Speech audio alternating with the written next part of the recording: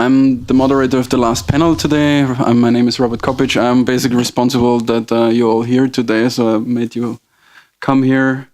And Mr. Moiser, who's sitting next to me, is our current host for tonight, or for the last panel today. Thanks for that, by the way. Sorry, is this working? And so that's the panel on mobility. I briefly want to introduce our panel to you, so you get an idea of who you're facing here before we kick this off. So I'm just starting with the man to the left to make this very simple for you visually. Kurt Nemetz is the Director General of the European Forum for Mobility, Digital and Economic Transformation. Next to him is our host, Mr. Sorin Moiser. He's member of this house for quite some time already. He's the member of the International Trade Committee and a known expert on blockchain in this house from Romania. Next to him is Tomasz, I'm really sorry if I pronounced this wrong, Kocirta. He's the CEO and founder of Mobotic. Is it okay? Yeah. Okay, great. Next to Thomas is sitting Klaus Schaaf. He's the director for DLT at the Volkswagen Group, which I think everybody knows. It's a small company in Germany. Then next to him is Arvind Smith. She's a mobility fellow at the Mobi Foundation. Thanks for coming, Simon, by the way. Then we have Isabel van Doorn. She's the Deputy Head of Unit for Sustainable and Intelligent Transport at the European Commission, DG Move. And last but not least, our latecomer, Simon Schwerin. He's the co-founder of the Xane Foundation, which is working on mobility solutions in the blockchain space. And as it's custom today, we give the first word to our host. Please, Sorin, start. Yes, thank you, Robert. Speaking of organizing things, I would also like to thank my team who has worked very hard to put this event together. Actually, today we had two events. At least I had to participate in two conferences. I've just come back from the Commission speaking on trade issues. And I would like to spare you the usual boring introduction by politicians and try to tell you why I was eventually persuaded and even fascinated by the end of it to host this panel. I had become quite accustomed to blockchain issues, but mobility was one of the issues I had never really thought of much before, let's say, last month. And I realized how wrong I was, because there is quite a bit in terms of the promise for a blockchain for mobility. And this is one of the issues we will obviously be discussing today. And I'd like to touch briefly on some of the things that I find fascinating and interesting. And then, of course, there's the issue which is more maybe directly concerning some of you, of the in-vehicle data and who masters that data and to what extent we do make important decisions in Brussels in order to address that one way or another. So a few words on the promise of blockchain. I think together with AI, obviously, 5G and IoT technology, there are a number of things that could truly change the world as we know it. Blockchain can provide for solutions for instantaneous vehicle-to-vehicle and vehicle-to-object communication and coordination, which is crucial for the ultimate success of the autonomous vehicle. And also, I have discovered recently a project on autonomous drones, a project from Australia, which essentially puts together turnkey ecosystems. And there is another one in Austria. I have drone projects still to discover, obviously. But they create ecosystems fully reliant on blockchains, which allow for instant communication and coordination between drones, as will be the case for vehicle-to-vehicle and vehicle-to-object communication. On security, blockchain systems are comparatively very secure compared to other IT systems. Wallets may be broken, but no major blockchain has been attacked and rolled back, to the best of my knowledge so far. So in terms of the solidity, solidity, that's a funny word in this context, given the Ethereum language. The immutability of blockchains provides a type of security that I think is extremely important in this very sensitive area where human life and many other social and economic stakes are at stake. There's the guaranteed traceability from spare parts to full vehicles in relation to everything, service stations, insurance that can help streamline the value chain of the industry, reducing friction and the need for resource consuming reconciliation processes. Digital identities for vehicles and e-wallets attached to them that will allow vehicle-to-object transactions. So new economic models may emerge and will emerge for sure. And of course, there's the ultimate dream or nightmare, I don't know, of self-owned cars, which at least as an intellectual milestone, it is interesting. And I would like to thank Thomas for having sent me some literature on that, among others, as well, which has educated me a lot. So this would be about the promise in general, blockchain for mobility. On the issue of in-vehicle data, who should control the data and what will legislation say about it? I guess this is of more direct interest for many of you. Obviously, there is this tension, and we should call a spade, between vehicle manufacturers or OEMs on the one hand, and other actors on this market, such as technology and AI startups, which may like to use that data in order to train their learners and offer maybe services which could be innovative. But also car rental or leasing companies, insurance companies. So we have this debate and this tension on who and in what shape and form should be able to use this data and who should be able to monetize it. It's not an easy question. I've been thinking a lot about it these days, at least. Innovation can be stalled if data is kept in silos on the one hand, and you have few monopolies who have most of the data. But it also is not fair to free ride on other people's efforts and investments, perhaps. I mean, we have this never-ending discussion, for instance, with intellectual property rights for medicine, generics versus research-based medicine and patents. So it's always a painstaking effort to find the right balance. And I would like to offer a potential idea, solution, which is not mine. Actually, I have discovered it in a Foreign Affairs article dedicated to World Web, to the internet wars of this generation, back in September. I would call it data unbundling. I use this. I have done quite a bit of work on energy and infrastructure in energy, and you may know that we have eventually come to force our energy companies to unbundle, to treat in a distinct way their infrastructures from the other economic assets that they have, and to allow free access to all actors based on pay, on fees, based on the market, to that infrastructure. So if I have a gas or oil pipeline, I'm supposed to, in Europe at least, in the name of competition, to allow other actors to access my own infrastructure. And of course, they would need to pay and afford to pay for it. But this way, I cannot squeeze them out of the market because I control the infrastructure. Data unbundling may be something that we could think of for the long-term future, given the fact that we have a few large companies, and perhaps in new sectors there will be other few large companies in the automotive sector as well, which will gather huge amounts of data. I guess if you look at what happened in the past decade, especially in the United States, a lot of data has been gathered by the state and also by the large companies there. That's okay, but probably it would be fair if this data were to be made available for a price, for a market-based price, in an anonymized fashion to other entities, small or large, on the market.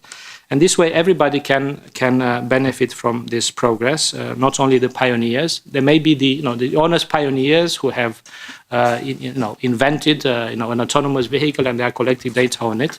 But there may have been and this doesn't cover the automotive sector, I'm not sure that some of the data collected by the large companies before the major issues and scandals with Prism and then Facebook, Cambridge Analytica and so on is all the time legitimate by definition. So maybe the right way for let's say the public authorities in a democratic and transparent way and with proper negotiation would be to encourage and maybe force people who have hoarded huge amounts of data to share it with others. Again, on a market basis approach, which would mean also revenue. So you have collected data, you make them available to others. That's also a cash flow for you. Nobody's nationalizing the data. Nobody is abusing power in any way. And it would be interesting to have any feedback from you on this idea, which I'm sort of trying to put on the market, let's say, but it belongs to other people. I've just built on it. I have a question for the Commission, and I conclude with this. On this, I haven't been able to get to the bottom of it. There's this famous delegated act on cooperative intelligent transport systems. On the one hand, in the pipeline, it appears somewhere in the Commission. It would be great if you could give us some details on whether this is happening and when. Or are we rather going to have only a recommendation on connected and automated mobility sometime early next year? There is a public consultation which closes on the 4th of December. Is this likely to inform the recommendation only, or the delegated act? Is the recommendation maybe a way to skirt and abandon the need to make up our mind as the EU on this choice on who controls in-vehicle data? So it would be great if you could give us some idea of what's happening there and what is the role of this public consultation. Is it only for the recommendation? Is it for the delegated act also? When is the delegated act likely to come up to surface from the Commission? Was it just a rumor? Thank you. Thank you, Sorin. Maybe to just lead over with this question to the European Commission. So please, Isabel, we're looking forward to hear your opinions about sustainable and intelligent transport. You have to switch off your... Thank you. I'm not so sure that I will be able to reply to your question because blockchain and the CIT's delegated act, I don't see the direct link so far. So maybe I could start with my, and I was therefore not prepared to answer this question, but I will try to answer it after my intervention.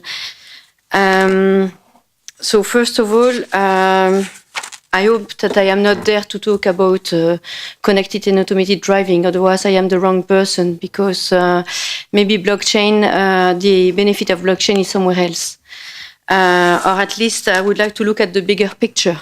And that's what we do in DG Move. So we are not looking at the cars. We are not looking at the data. We are looking at the mobility system. Why? Because we are looking at all the challenges the mobility and the transport sector is facing, and we all know them. Very soon, everybody will be meeting at COP24 in Poland, and we have tried to work on all the activities we could have to have an efficient transport system. So I would like to step back first. So everything we do, we try to do it with that objective in mind, so that we have a safe and clean, sustainable, even socially inclusive mobility system. And blockchain is one of the innovation that have a lot of promises to contribute to this. But it's we need also to see. When we see this big picture, we also need to see other trends, not only the digitalization and the decarbonization challenge, but we need also to see the shared economy but you have referred to it already, and also the change in behavior. I don't know for you, but I know that my children, who are young adults, are going to go to a demonstration this Sunday for the climate. And not only them, so everybody is trying to, with their smartphone, to have new mobility solution, moving from car ownership. We all know that. But so this is the big picture we have. And it's not only about one delegated regulation. We have also, and you have been discussing that during the whole day, we have banks quite interested in mobility. We have plenty of new mobility service providers with, I don't know if you have seen it, but in Brussels the last 2 weeks, we have now on pedestrian area e-scooter in front of us.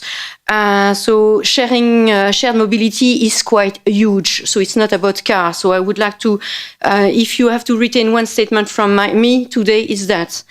We have also platforms. We are in the world of platforms, doing a lot also. So we have a new.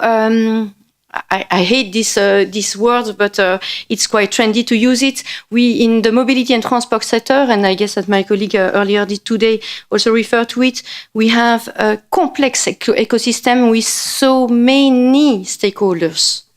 And so this complexity, I will come back on that point later on, because all these stakeholders will need to interact with each other. And it's really not easy. Let's use an old-fashioned topic. I had 1 week ago, a meeting on what we call multimodal passenger services, or if you want to use a trendy word, mass mobility as a service. For me, it's the same concept, but with a new label, a new logo on it, so that it's brand new. But we have new players on it. When we discussed that, we discussed about ticketing, we discussed about payment, we discussed about revenue sharing, we discussed about invoice. When you look at it, you see that more and more we'll have plenty of interaction between plenty of companies, big, small, traditional ones, new players. So one of the two keywords of this conference was fears and trust. And this is the situation of the mobility ecosystem today. So if we want to deliver a clean, safe, marvelous, efficient mobility system, we need something. And blockchain has this potential. Because for many reasons, and I have to admit that I am not an expert at all of blockchain. So don't ask me a specific question on it. I know nearly nothing about it. But what I know is that it will help to work, to record the transaction, to work, and I joined the meeting a bit before, to work on this identity management, to work on these smart contracts. So all this will be needed between all the stakeholders. And we have on the one hand the front runners, and on the other hand we have the traditional players. And I know that there are some use cases on which we are working now on mobility, but we need also, I think, from our side, from the Mobility Club, we need to, what we see is that we need to raise awareness of the advantage of blockchain, because we are nearly not aware of what it is, what it can provide. We know little. We know little about it. And when I say we, I represent the mobility community. Because we have to understand what it is good for. We need to understand what the issues that blockchain could address. Then another part is that, and we see that for all digitalization stuff, so even the basic stuff, capacity and skills of the public authorities, of the public operators, because blockchain will not come in mobility if public transport operators and public transport authorities will be out of the game. And so they need to understand.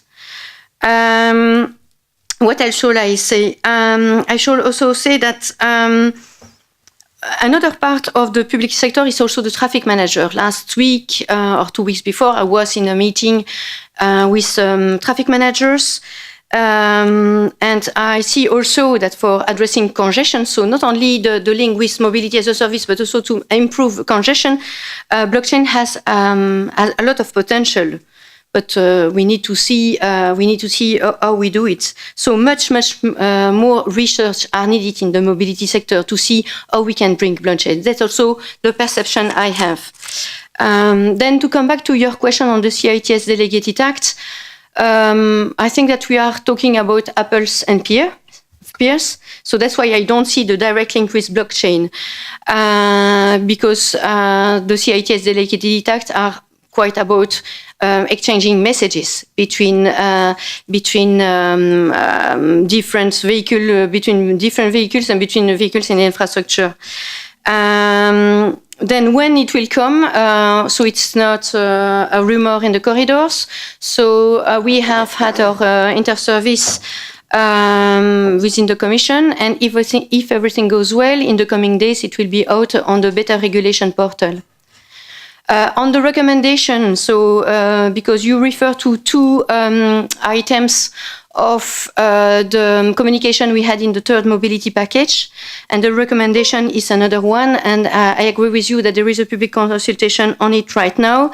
Our colleagues from DG Connect are working on it, so I don't feel the let's say not the right, but I don't. It would be better that you ask them, my colleagues in DG Connect, what they intend to do with it. Voilà, I hope that you have received some information from my side. Thanks a lot. Going into the use cases, I would like to start with Arven Smith from Mobi. She's basically the one that's probably best to address this right now. Thank you, Robert, and thank you for having me on behalf of Mobi at this event. So I would like to start with stressing the urgency. Like, yes, we're in a complex ecosystem. Yes, right now we're facing many data silos. There are many stakeholders involved. So I would argue that the time to rethink mobility is now. And let me illustrate this by sharing a statistic. So today, approximately 55% of the world's population lives in urban areas. This is a statistic from the United Nations. A proportion that's expected to increase to 68% in 2050. So I strongly believe that distributed ledger technologies have a role to play in making mobility more efficient, more effective, and elevating the strain on the urban areas. So I'm here today to represent Mobi, and Mobi is a nonprofit organization working with forward-thinking companies, governments, and NGOs to make mobility services more affordable, greener, safer. And we do that by helping to accelerate the development of blockchain and related distributed ledger technologies. And we see a dire need for open standards. An open ecosystem with competing standards just results in new walled gardens. So this is something that I would advise to avoid. The rapid changes in the automotive and mobility sectors present many problems which may be answered with blockchain and other distributed ledger technologies. We're seeing growth in trading and sharing of high-value assets, such as luxury vehicles, while at the same time, trusted middlemen are being disintermediated. Smart connected vehicles need to balance the need for security and control of data with the market's desire for connectivity and data access. For the first time, OEMs, service providers, and cities are having to collaborate on open standards to provide safe, sustainable services. Mobility is evolving from a walled garden to a web of interconnected relationships. Blockchain-based identities for machines and individuals will be the key puzzle piece to unlock mobility services at scale. Because the line between mobility services blurs, where you can customize virtual identities to unlock permissions for the required service. Imagine one vehicle that would have different people using it for different purposes at different times of day. This will become the standard and not the exception. Value will flow bilateral, from you and me to autonomous economic agents, such as a parking meter or a vehicle able to dynamically set a price, check conditions, and accept payments. The economy of things only requires an embedded identity and a profit function, which is a lot easier than teaching a car to drive by itself. And this effort lies at the very heart of Mobi. So starting with vehicle identity and history, Mobi's use cases span the entire mobility services value chain. The Mobi Alliance includes over 70% of the world's Tier 1 OEMs, many governments, many universities, and leading startups, some of them sitting on this panel today. So in the words of Christine Lagarde, the managing director of the IMF, there are new and evolving requirements for money, as well as essential public policy objectives. While the case for digital currencies is not universal, we should investigate it further, seriously, carefully, and creatively.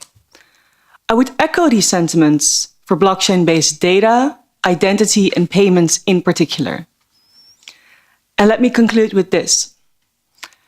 In the Silicon Valley of the early 2010s, the US created an attractive environment for Web 2.0 companies. They could flourish because of the combination of regulation, funding, and talent. Today, Europe faces a unique opportunity. Blockchain and distributed ledger technologies herald a new wave of innovation, and the EU has a decision to make.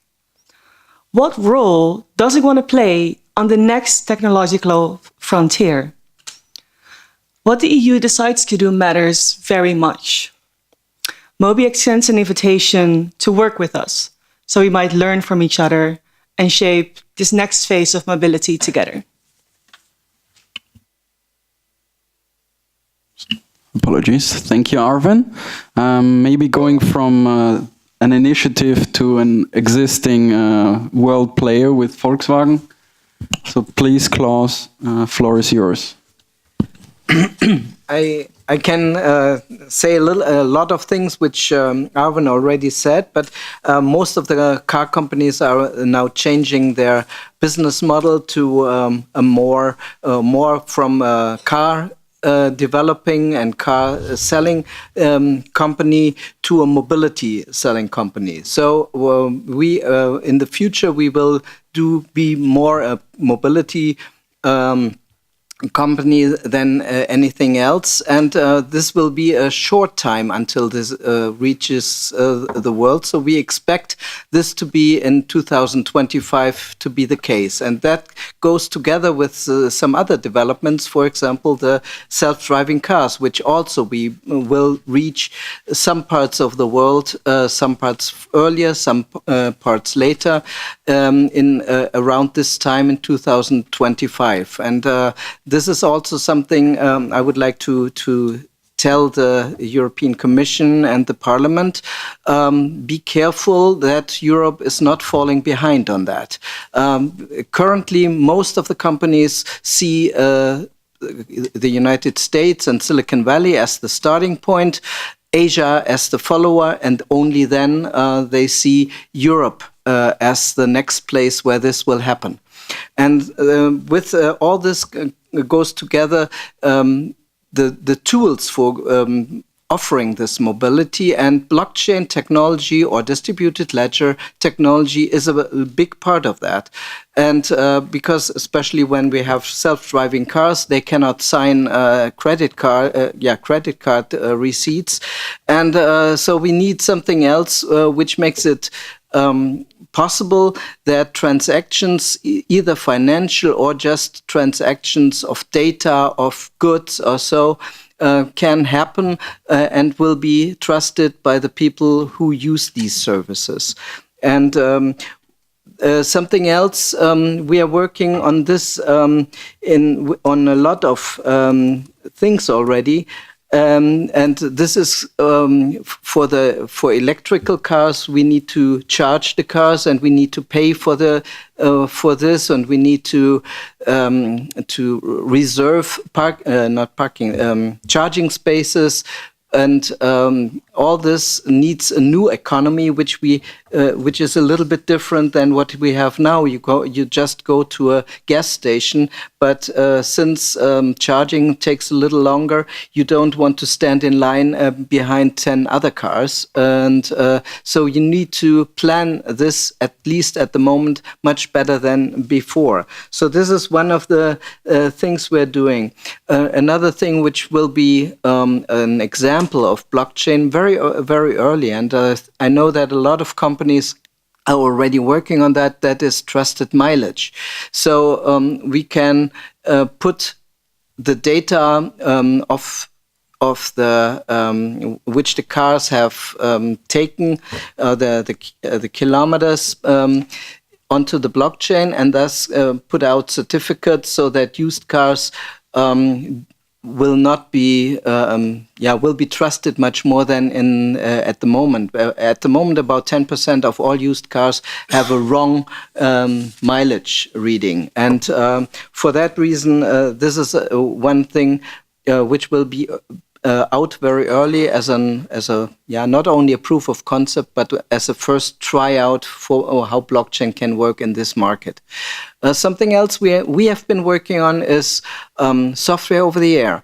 We now have the ability to put new software into the cars, not only to repair existing software, but also to offer new services in the cars. And with this, there comes more danger that the software is tampered with, or that the wrong software is on there, that not the software which should be in the cars is in the car.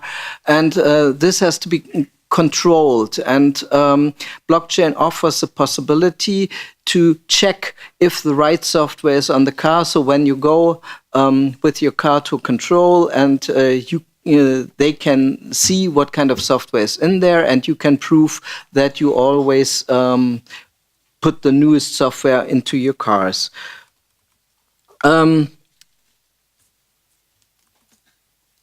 For this, we also need a mobility ecosystem, and I think Mobi is really an important part of that, because we need a lot of standards so that all these companies can work together with us. Of course, we would like that Volkswagen would be the company of choice for a lot of services, but of course we see that there are some other companies around the world who also want to take this. And so if we go to, let's say, a smart city like Hamburg, Paris, or Brussels, we cannot force them to use our system. We need a way to standardize all these systems so that everybody can use them and offer their ability. And the competition will be in a way who uses or who offers the best usable, the best UX system for these, and the highest number of services. So we will not put our services into a silo, so that if you cannot get out of this, but you need to take a lot of different services and combine them.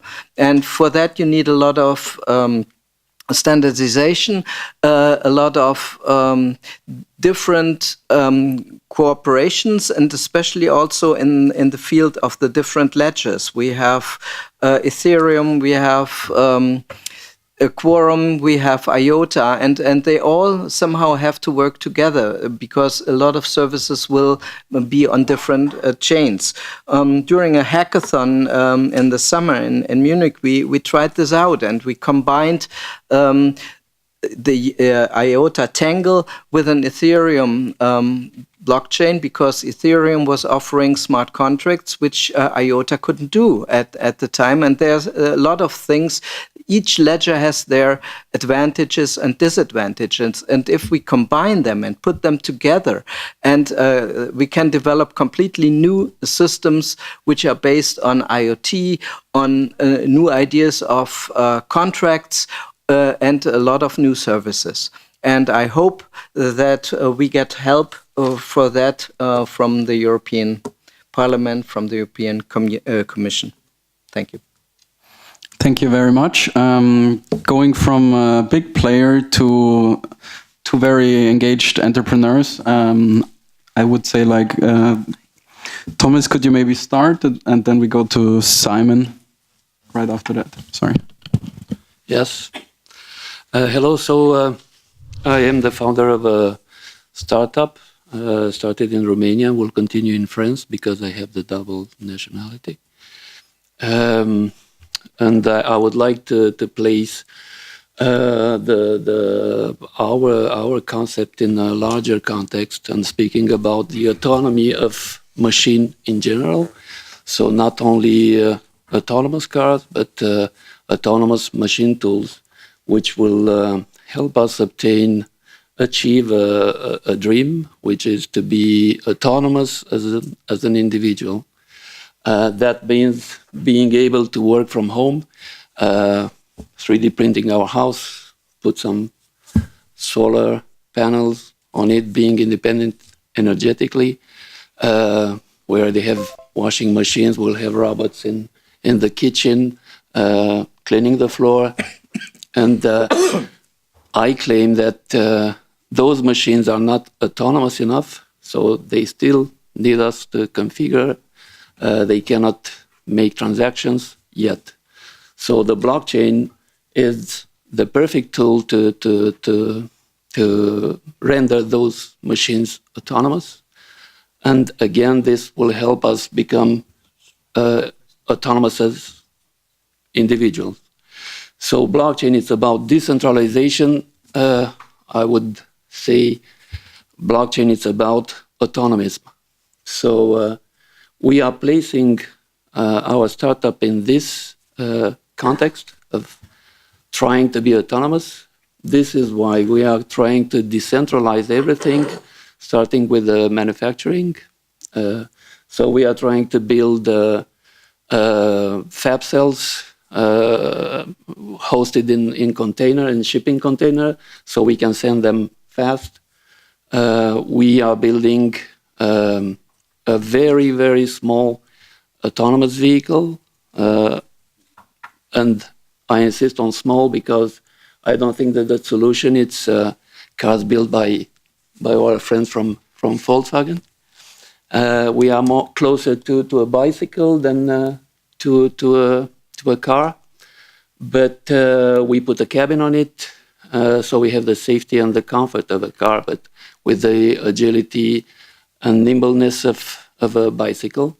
And we should watch carefully cities like Amsterdam or Copenhagen, who solved part of the traffic problems with bicycles. So again, we see the blockchain as the perfect tool, and we see it as a missing link. It's a technology we didn't have before, so now we should use it fully, and not only in some fields. So this is why we are trying to use it in all the fields of our business, starting, of course, with the funding. So we are going to issue tokens in 6 months when the regulations will be a little more clear.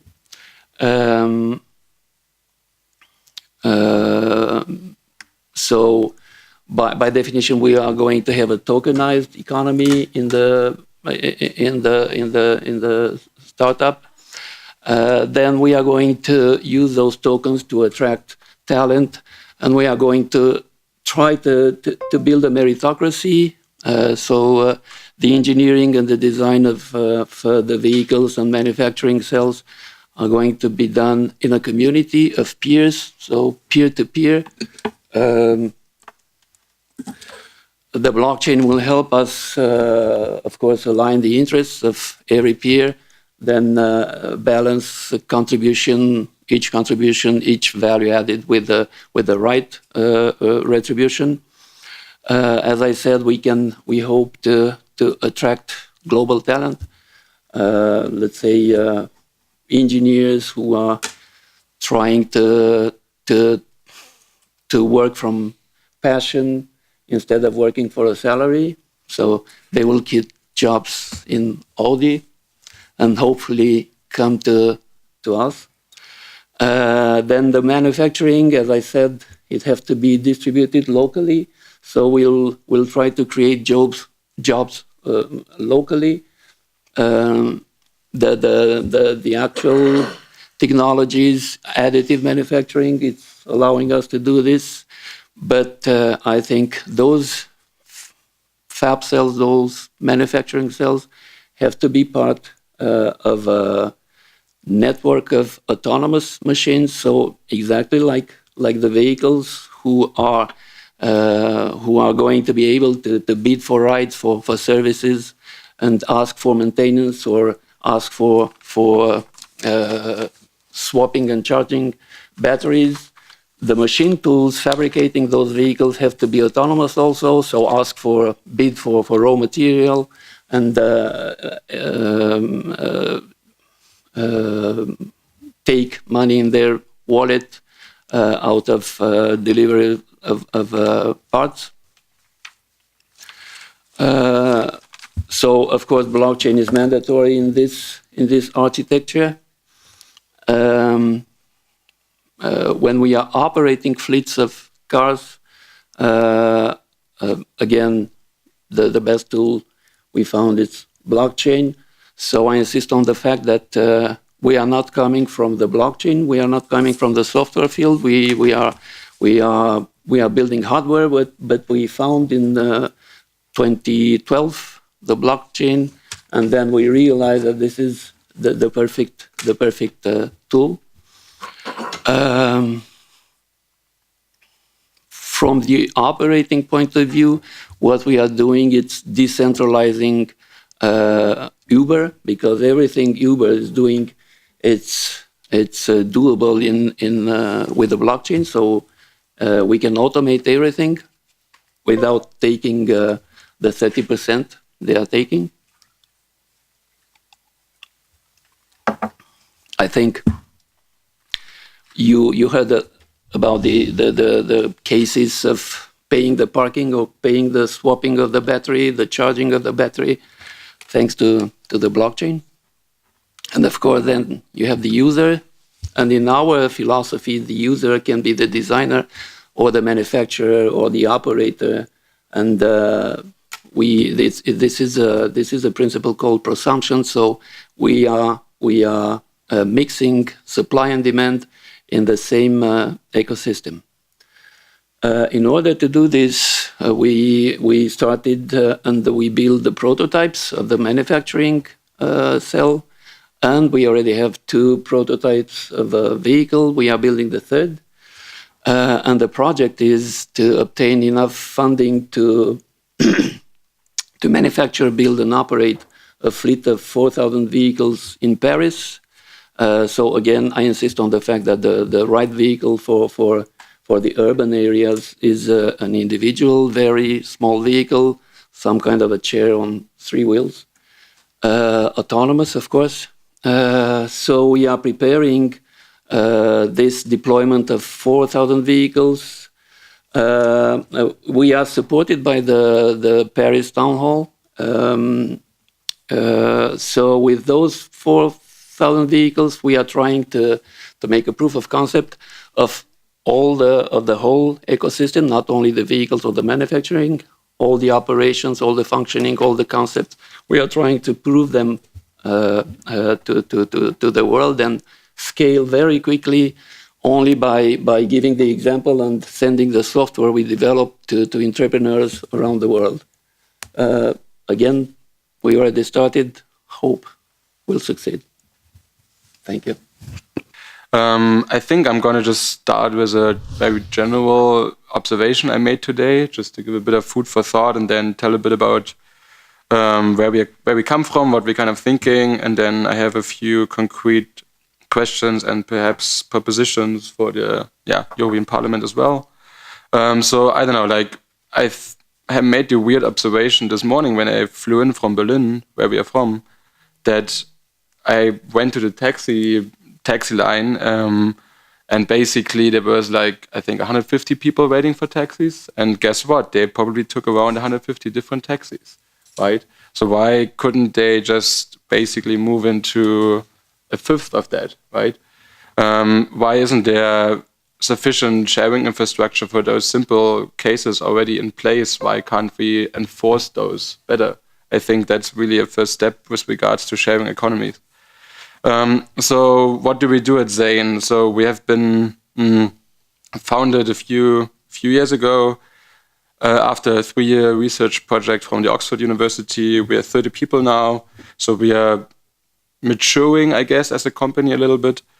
And we have always been looking at the intersection between blockchain, data privacy, how do those interrelate with the other cutting-edge technologies mentioned before, like AI, like big data. What does it mean when we can bring trust back to data, when you can then use that data for AI, or when you can trust your shared use cases? We are ourselves focusing a lot on creating a new kind of computer language. It's really deep technical stuff where I'm not going to go into too much detail, otherwise I'll lose all of you. So what we're doing is essentially just trying to create a standard or a standard computer grammar for granting access to specific data points, to specific devices. So we're essentially trying to turn around a paradigm in which basically a centralized entity defines the rules in which you can move in by turning it around and saying, okay, you yourself can define your own rules by which I want to move in this digital world and in the sharing economy. So we are really focusing on shared use cases, on mobility.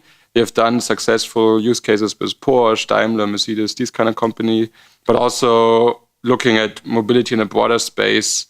We have also built a drone use case, but we think that's far from going anywhere because of the regulation in the airspace. We're looking a lot into trains, and I think that's a really valid use case. I think there should be a lot done to make people use trains more frequently, also across the EU. I think there's a lot of potential for making those autonomous, for making automated booking or billing systems. For example, we have worked with, just to give a small example of the complexity, with Deutsche Bahn, and they have 1,500 sub-companies, sub-GmbHs that manage all kind of different track systems and so on. So, I mean, it's an insanely complex system. If you think about it, it's still almost everything is manual work, which you couldn't even believe. So I think where I want to get to is essentially trying to look at the bigger picture. So as you were asking, what does blockchain do? How does it help us? I think with regards to mobility specifically, it's really crucial to make us as users, me stepping into an autonomous driving car, me using a shared car or shared mobility for public transportation, trusting that, or without even me knowing, trusting that it will take me from A to B. There won't be an accident. There won't be a mess up that maybe hurts me, my family, or my friends. So I think that's essentially what blockchain will do, and then we won't even think about it. I think it's the same as we had with the internet, where no one thinks about TCP/IP and how does it work. I think that's similar to blockchain. I mean, honestly, I didn't prepare that much before, so I'm just trying to pick up every here and there. So I think for us as a startup where we have a lot of things to do, we all work extremely hard. A lot of us, I guess 6 days a week. We really want to make sure that we can move fast enough. And specifically in this innovation space, what we realize or what we joke around with is say, okay, 1 month for us is like a year for the other industries. And I think that's unfortunately the speed that globalization has brought to us. So to give you an example in that case, so we have looked a lot on how to work with European OEMs, with old paradigms, with old thinking. But in the end, we realized, okay, to really do anything fast enough in order to keep up, we are now talking to companies from China, for example.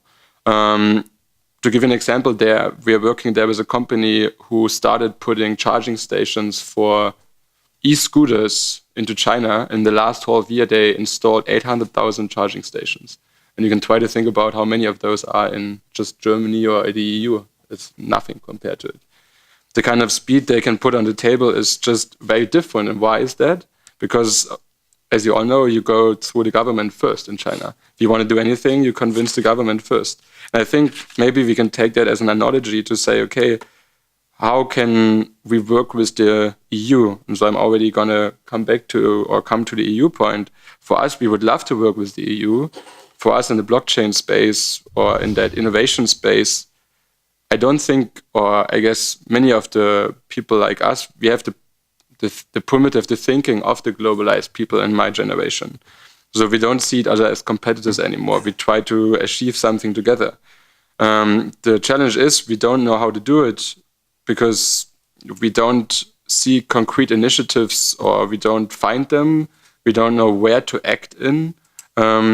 So what we would like to see or we would like to do, we would like to work, I guess, in some kind of EU sandbox or some kind of thing that enables us to build EU-wide use cases in a high speed to play around with that without too many regulatory hurdles. I don't know how many of you have tried to fill out an application for EU funding or an EU project.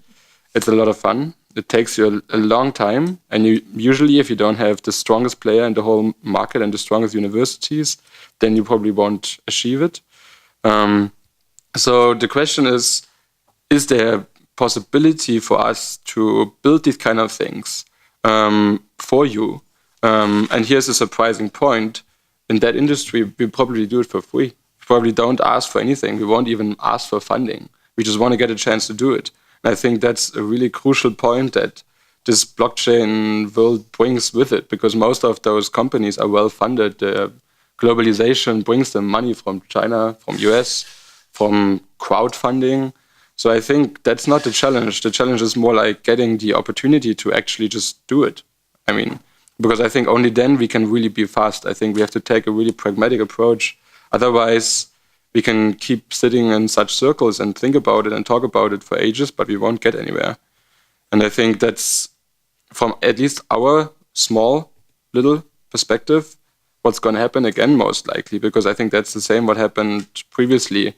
And yeah, I mean, with having been to China with at least some colleagues of mine last week, you wouldn't believe what you see there and how fast they move and how incredible it is what you see there in terms of scale and speed and how much further developed they are, even with IoT, AI, and blockchain. So yeah, I think that's a very large point for us. A second one is the data unbundling. I think that's a really, really interesting point, and we also look a lot into how to build data marketplaces. And I would be wondering myself, okay, what's the groundwork on the regulatory side that has to be done in order to provide such data marketplaces?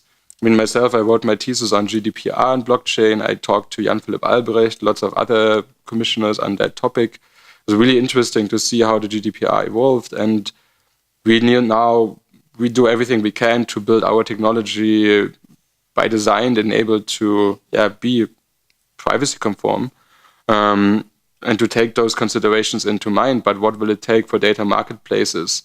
What will it take to share these data points and then make them usable to startups, make them usable for training on them?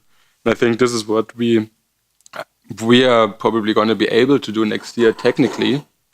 The question is, can we do it regulatory? I mean, in the regulation sense. Otherwise, we will do it in Israel, in China, in the US, you know, and that's the reality, I think. So I think that's probably the end of my argument. Thanks a lot, Simon. Last but not least, Kurt, please give us your vision for the European Forum of Mobility and what it tries to achieve. Yeah.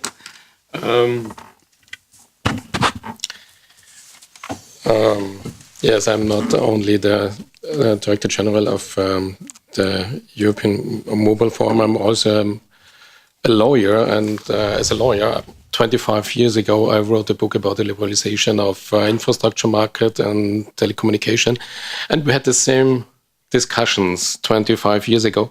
So for you, maybe we have a solution on the regulation. I think it should be based on the regulation on the EU regulation of telecommunication, because that will solve the problem with the access to the data points. It's from US. It's called the Essential Facility Doctrine. It's from 1912. And we have a lot of principles there.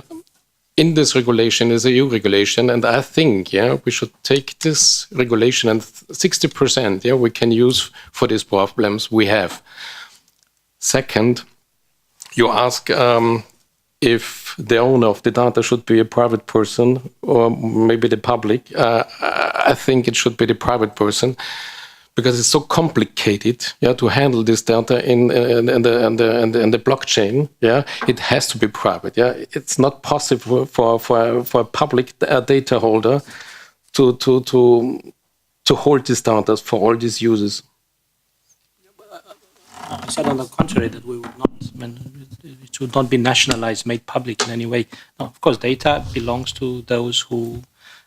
To private individuals, and then to companies who have collected data, but just like my energy infrastructure is mine, but I'm forced to unbundle it, that is to make it treat it as a separate economic or business unit and allow access to others. This is not being confiscated. It's still my pipeline or my whatever infrastructure. This was the point I was making. God forbid, nothing close to making private data public or nationalizing or forcing anyone to do anything excessive. But to create access and a marketplace, a data marketplace, maybe one way out of this conundrum, of this dilemma, because data, the new oil of the economy and so on. It's just an idea that is worth debating. But again, I was not suggesting we should nationalize in any way. Sorry, not you. But there's a discussion, within even in Austria, because they want to nationalize, this data, And so my position, so it's not your position. My position is data should be private, but there should be the essential facility doctrine. So is it essential for the public? They have to get access to this data. That's it. Thank you. Before I start asking questions, is there any questions from the floor before I start torturing our panel? Please go ahead. So, just a quick question. Would you, maybe for the representatives of the European Parliament and regulators, would you foresee that we are present in the current situation, a competition between regulators across geography, in a way that if you don't do anything, small startups will go elsewhere to do their business? So is there this kind of competitive approach? Do you feel that in your day-to-day job? Yes, I hear this very often. But it varies across fields, but generally from innovative startups, from companies everywhere in the blockchain space, in the AI space.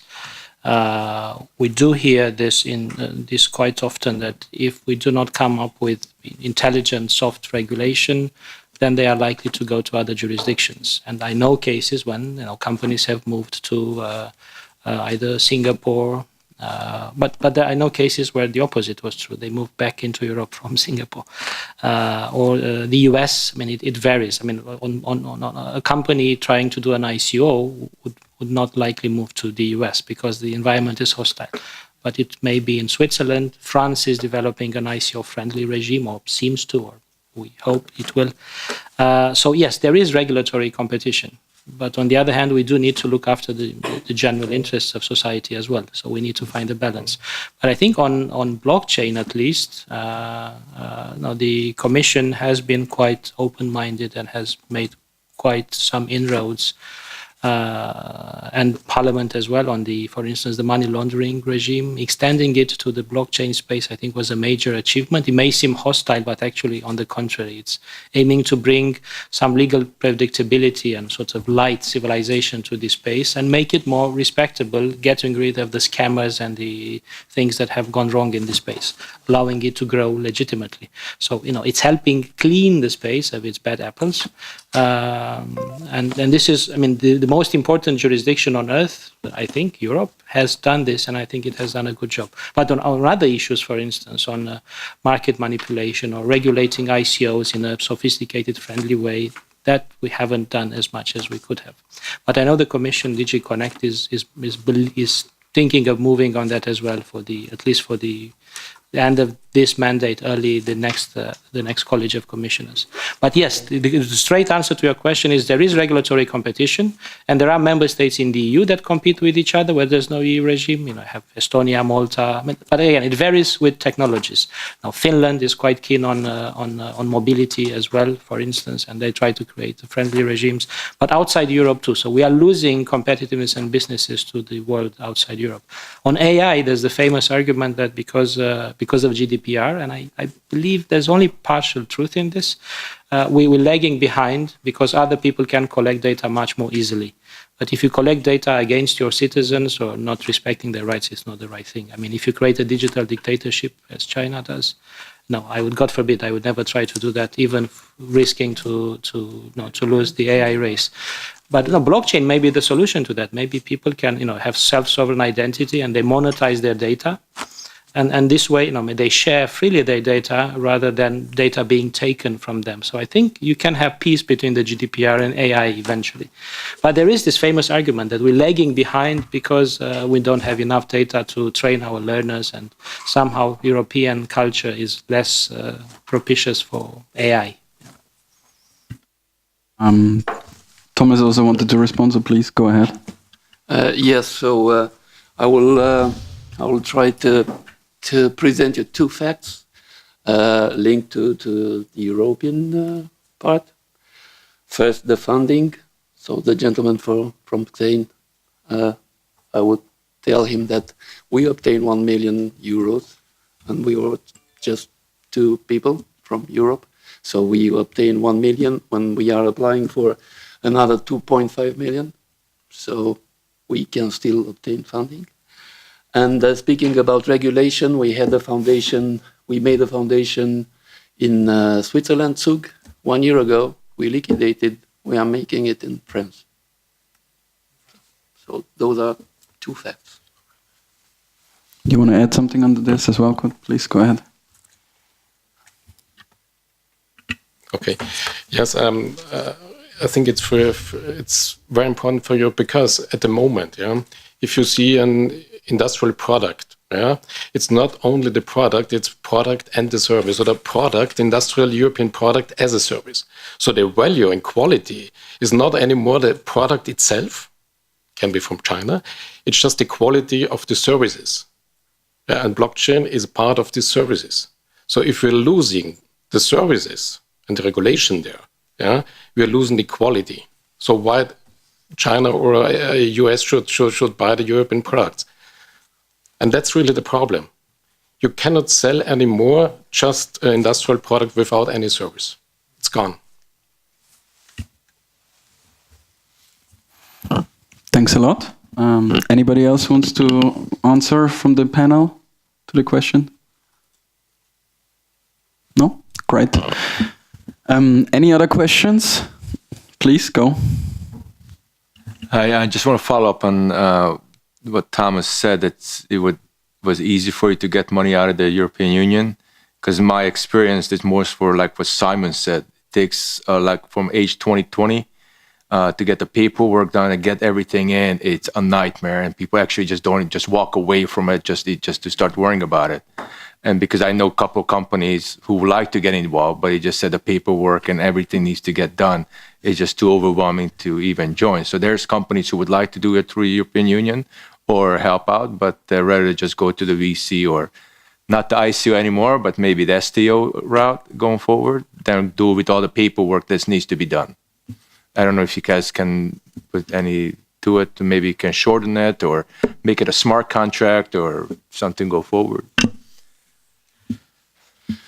Yes, so we applied for 1 million from Romania with 2 guys.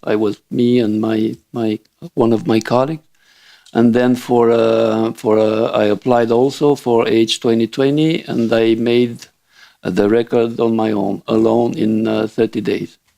I was refused, but I'm reapplying this year with help from some consultants in Spain, I think. So what I meant, I don't mean this is very easy, but this is not impossible. And of course, nobody likes the paperwork. I admit it's very complicated, but try to obtain money from VCs. And you'll see it's much more complicated because we did that also. Much more complicated. Isabel, please. I feel obliged to react a bit, even if I am not a funding and financing expert. I have a bit of knowledge that I can share. So maybe there are other ways of receiving funds other than A2020, because you have also the specific activities targeted SMEs, which is another tool to support startups to work. And in the world of smart cities, we have also the EIT, who is also offering some possibilities. Beside that, and beside the EC managed funds, we need also to be aware that the EIB has also some possibilities to offer. I know that, for example, in the city world, there is a facility which is called Elena, which can help to have some feasibility studies to launch a project. So I think that maybe the Commission is not good enough at explaining the different possibilities we have to give money. But that's true that beside that, if you know a good expert in application, it's always easier. Thank you.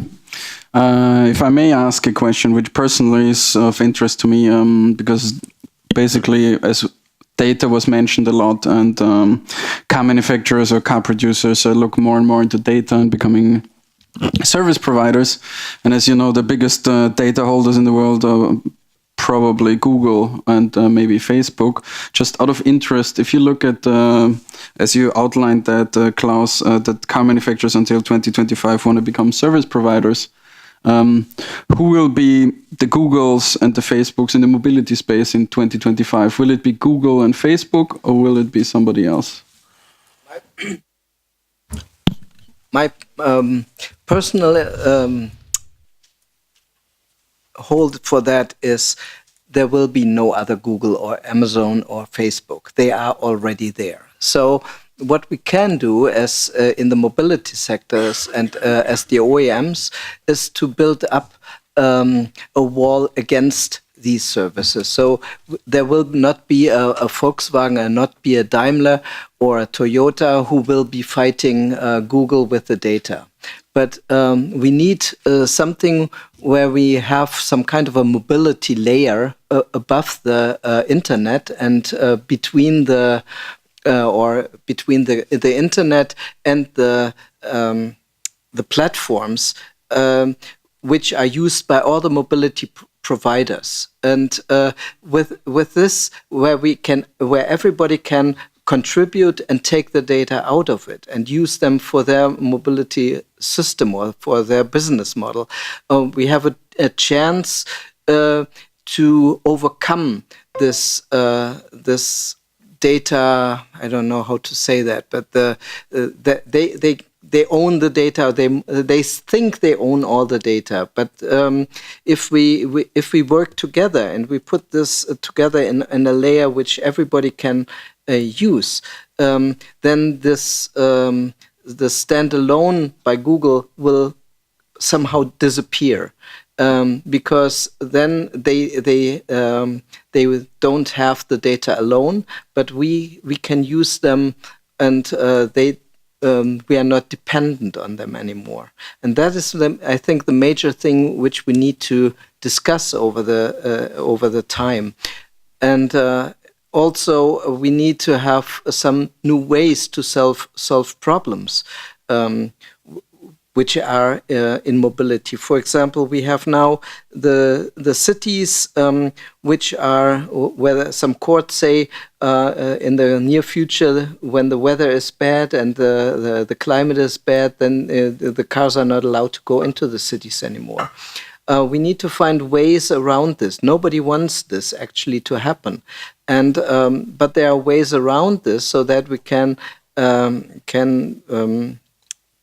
so that the access to the cities is somehow regulated, but not by the authorities, but by the users themselves. And if we can work something like this out, and I think we could have a chance for this, then we would have a new way of that the people do not look bad at authorities, cities, or European administrations, but it would be more like we are doing this, and I can get advantages out of this, and I can sometimes I need to pay for it because I'm disadvantaged by it, but. We have a chance that the borders which Google and Amazon especially set up can be taken down by us if we do it right and if we do it fast. I would like to introduce a different perspective. So, starting with the data that Google and Apple, amongst others, hold. It's a lot of data, but even this amount of data is by no means enough to get to level 5 autonomy for self-driving cars. There have been many estimates that if you want to get that type of data, that will require cross-industry collaboration to even train those algorithms. Okay, let's assume that it arrives, self-driving cars. I think it will, in the end of the day. What you will then see is for mobility services, it will most likely be under the current model a race to the bottom. If you have cars that can drive themselves, it will be increasingly, the uses of their cars will be increasingly commoditized unless there are services around it that would add a new value layer. Now, if you look at what's happening across many OEMs, and Klaus, feel free to react on this, is that if you currently sell a car, let's call it 1X, that is a one-off value creation opportunity. Then that car enters the mobility services ecosystem, and therein it continuously generates value. Now, what I'm seeing is that OEMs don't necessarily all want to become mobility service providers because that is a space that is very attractive to them. They want to share in the benefit of that 7X pool, because who in their right mind wouldn't, right? So I think that trend is currently going in parallel with where the market is going, which is that we don't have a one-to-one relationship anymore, like I own a car.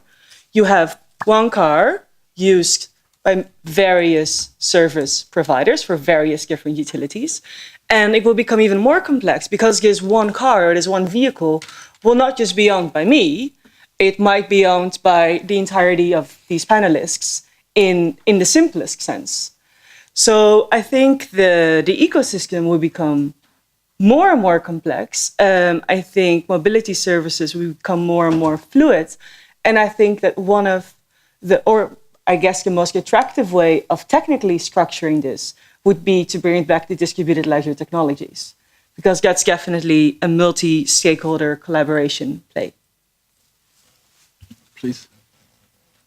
I think that I like the way you explain it, but I would like to come to the basics. Can someone explain to me why we are focusing on access to data in a room discussing blockchain for mobility? Because I am a bit lost, and if I would have been prepared to discuss about access to data, I love that topic, but why are we talking that in this specific framework of blockchain? If someone can reply to me. Should I? That basically is a simple thing. The last time the colleague of Arvin and I were discussing the use of blockchain, and he gave me a simple example that there's a project where they bring together entrepreneurs or engineers to test self-driving cars and how to use the data and how to steer them. That was basically the starting point. So the data that is connecting those cars and the exchange of this data is being done by blockchain. And that's basically why I was asking about it. So that's as an overarching topic, as simple as that. Yes, I mean, I concur with that. There are two reasons why I mentioned this. The first one is that I have looked into the briefing that I have received from you, and this is mentioned as an important thing. But when you said it's like apples and pears, it was a bit tough, but I realized you were right. I mean, for instance, it can have an influence on the type of blockchain that you use, for instance. It can be a permissioned blockchain if you have the more restrictive approach to it, or it can be a public permissionless blockchain otherwise, but it might not even be a blockchain. So what you will decide should be, hopefully will be technologically neutral. So it may have an impact on the blockchain solution that is finally adopted if it is a blockchain solution. But you are right, the two issues are not necessarily linked. I mean, they preoccupy this crowd here, but they are not necessarily, one doesn't condition the other. So here you're right. Sometimes they're not linked, but I think they are linked because the blockchain, in a very abstract way, it's just a medium of circulation. It's a currency or any data, so smart contract, whatever, but you have a technology, and this technology is blockchain or something else. But very abstract, it's just a medium of circulation. And this medium transport a data. It's a value of a currency, it's a smart contract, whatever. So for me, the blockchain, the technical side of the blockchain is permanently linked to any data. Okay, but the funny thing is, in an abstract way, I think, a currency and a smart contract, in the mobility, it's the same. So in the future, we will have not only a currency or a smart contract or whatever, we will combine it. So, for example, you will have in the future a currency, a state currency, for example, for child benefit. Where you can give them money in form of, based on a blockchain, a currency, but you can, in form of a smart contract, say, okay, this money is just for a child 9 to 12. It's just for, I don't know, for a child in the region of France. So the future, combining blockchain, with the abstract ability, of data, and it will be unbelievable. But it's the first step at the moment. So maybe instead of talking about access to data, we should talk about data sharing and the conditions to share the data. Is it not right? I think we should discuss the future medium of circulation. The word is from it's from Copernicus, yeah? Because he was not only famous for his astronomy, he was only famous for economics. And this expression is from Copernicus, yeah.